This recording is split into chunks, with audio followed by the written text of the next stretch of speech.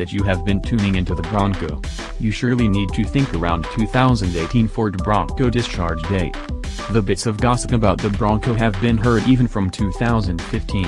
Talk has it that Ford has an arrangement to outline and construct a totally new Bronco.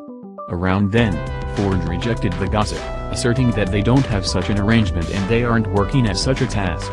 In any case, now we are moving toward 2018 and unmistakably Ford has something in store for their up-and-coming Bronco.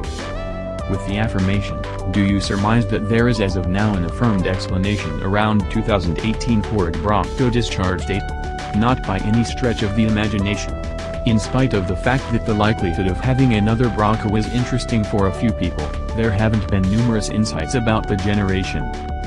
For the present plan, the 2018 Ford Bronco discharge date might occur at the very end of 2018.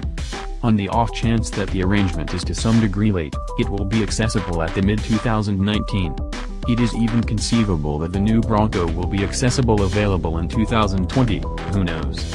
At the cost, there hasn't been any data in spite of the fact that everybody trusts that the beginning cost will be set around $25,000.